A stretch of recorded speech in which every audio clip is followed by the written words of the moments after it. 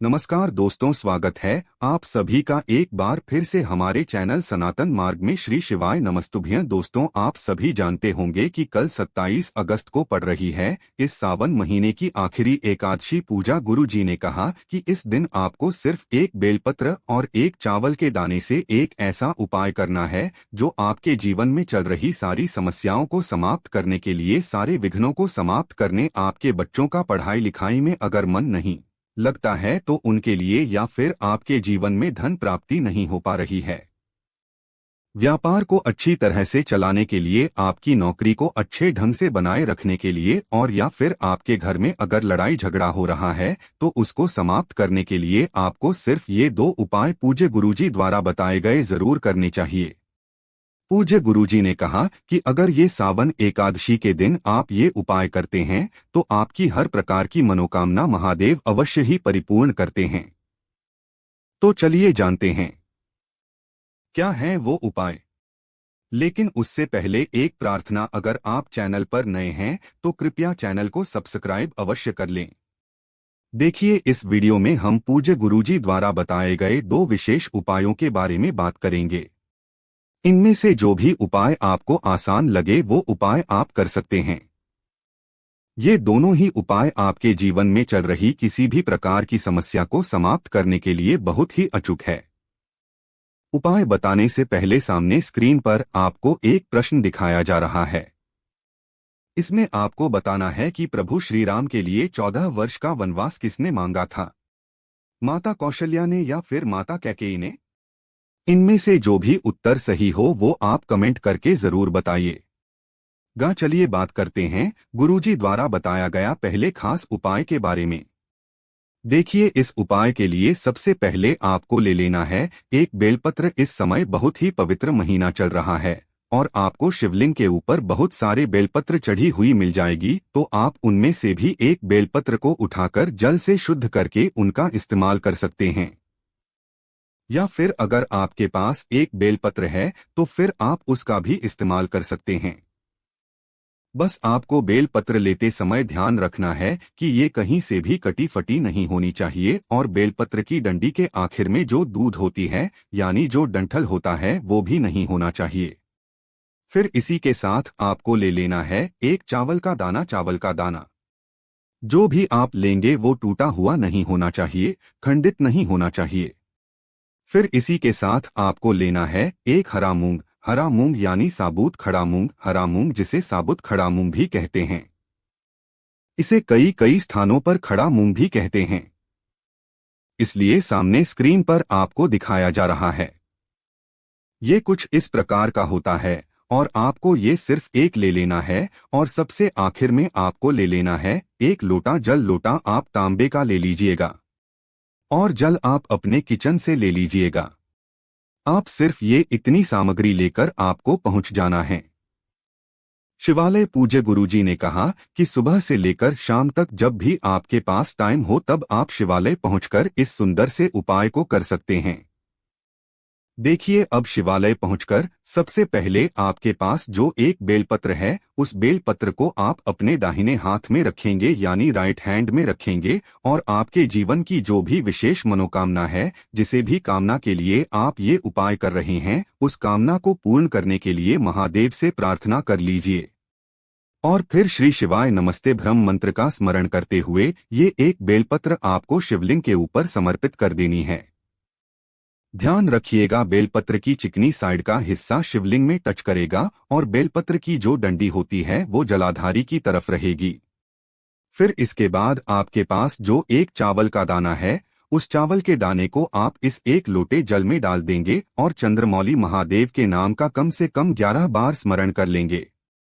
कौन से महादेव का? चंद्रमौली महादेवर जी। गुरुजी कहते हैं कि जब भी हम चावल का दाना शिवलिंग के ऊपर समर्पित करते हैं तो इससे हमारे चंद्रदेव से संबंधित अगर हमारे जीवन में कोई समस्या चल रही है तो उससे हमें छुटकारा मिलता है तथा हमारे जीवन में धन धान्य की प्राप्ति होती है और माता लक्ष्मी की कृपा सदैव हमारे जीवन में बनी रहती है। इसके बाद आप जो एक हरा मूंग का दाना लेकर गए हैं उस मूंग के दाने को इस एक लौटे जल में डाल दीजिए। हरा मूंग का दाना डालते समय आपको बुद्धेश्वर महादेव का स्मरण कर लेना है।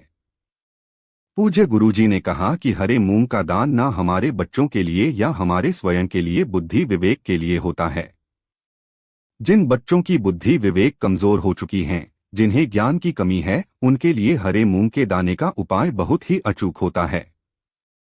अब ये दोनों सामग्री डालने के बाद आपको ये एक लोटा जल इसी बेलपत्र के ऊपर, जो बेलपत्र आपने शिवलिंग के ऊपर रखी है, इसी बेलपत्र के ऊपर धीरे धीरे समर्पित करते जाना है और लगातार शिव महापुराण के मूल मंत्र श्री शिवाय नमस्ते ब्रह्म या फिर ओम नमः शिवाय का स्मरण करते जाना है।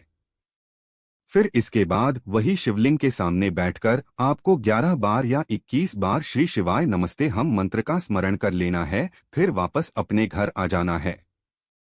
पूज्य गुरुजी ने कहा कि अगर हम इस सावन महीने में पड़ने वाली इस एकादशी की तिथि में ये उपाय करते हैं तो यकीन मानिए आपके जीवन की सारी समस्याओं का अंत महादेव की कृपा से बहुत ही जल्द हो जाएगा। तो आप ये उपाय करने से बिल्कुल भी मत चूकिएगा।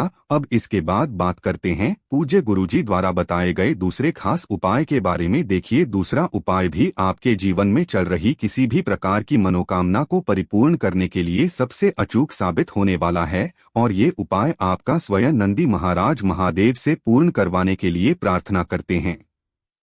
आप सभी जानते हैं कि महादेव को नंदीश्वर भगवान बहुत ही प्रिय होते हैं, इसलिए नंदी महाराज के सामने आप ये उपाय करेंगे और महादेव अति शीघ्र प्रसन्न होकर हमारी मनोकामना को परिपूर्ण करेंगे। देखिए, इस उपाय के लिए भी आपको सिर्फ एक बेलपत्र की जरूरत पड़ेगी। ध्यान रखिएगा, बेलपत्र कहीं से भी कटी फटी नहीं होनी चाहिए और साथ ही साथ आपको एक लोटा जल ले लेना है। लोटा आप तांबे का ले लीजिएगा और जल आप अपने किचन से ले लीजिएगा।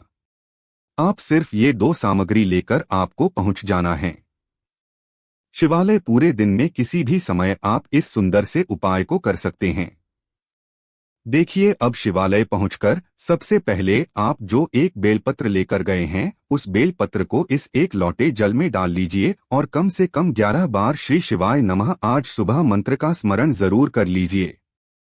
फिर उसके बाद ये एक लोटा जल आपको शिवलिंग के ऊपर नहीं समर्पित करना है। ये उपाय इसीलिए खास है और बहुत ही अचूक उपाय साबित होगा आपकी हर प्रकार की मनोकामना को परिपूर्ण करने के लिए, क्योंकि ये आपको शिवलिंग के ऊपर नहीं समर्पित करना है बल्कि नंदीश्वर महाराज का जो पैर उठा हुआ रहता है, सामने स्क्रीन पर आपको दिखाया जा रहा है, नंदी महाराज का जो पैर उठा हुआ रहता है, इसी उठे हुए पैर में आपको ये एक लोटा जल धीरे धीरे समर्पित करते जाना है और आपको ये एक लोटा जल धीरे धीरे समर्पित करते जाना है और श्री शिवाय नमस्ते ब्रह्म मंत्र का लगातार स्मरण करते जाना है। लेकिन आपको ध्यान रखना है कि इस एक लोटे जल में आपने जो बेलपत्र डाली है वो बेलपत्र आपकी समर्पित नहीं होनी चाहिए। बेलपत्र आपकी अंदर ही रहनी चाहिए और सिर्फ एक लोटा जल आपका नंदी महाराज का जो पैर उठा हुआ रहता है वहां पर समर्पित कर देना है। फिर उसके बाद नंदीश्वर महाराज से आपको अपनी विशेष मनोकामना परिपूर्ण करने के लिए प्रार्थना कर लेनी है। फिर इसके बाद आपके पास जो एक बेलपत्र बची है, जो एक लोटे जल में आपने बेलपत्र डाली थी, वो जो बेलपत्र आपके पास बची है उस बेलपत्र को आप शिवलिंग के ऊपर समर्पित कर देंगे। बेलपत्र की डंडी का हिस्सा जलाधारी की तरफ रहेगा और बेलपत्र की चिकनी साइड का हिस्सा शिवलिंग में टच करेगा और श्री शिवाय नमस्तुभ्यम मंत्र का स्मरण करते हुए फिर वापस आप अपने घर आ जाएंगे। पूज्य गुरुजी ने कहा कि जब आप एक लोटा जल नंदी महाराज के पैर उठा हुआ जो रहता है वहां पर समर्पित करेंगे तो उसी समय आपको अपनी मनोकामना बोल देनी है और आप स्वयं देखेंगे कि कुछ ही हफ्तों के अंदर नंदीश्वर महाराज आपकी मनोकामना को महादेव से बहुत ही जल्द परिपूर्ण करा देते हैं। अगर आप ये उपाय एक एकादशी या फिर 2 एकादशी या फिर 3 एकादशी भी कर लेते हैं तो महादेव की कृपा से तथा नंदी महाराज की कृपा से आपकी मनोकामना बहुत ही जल्द परिपूर्ण हो जाती है। तो दोस्तों, ये थे पूज्य गुरुजी द्वारा बताए गए 2 बहुत ही खास उपाय। अगर आपको ये जानकारी अच्छी लगी हो तो वीडियो लाइक करिएगा। मिलते हैं फिर एक नए वीडियो के साथ। श्री शिवाय।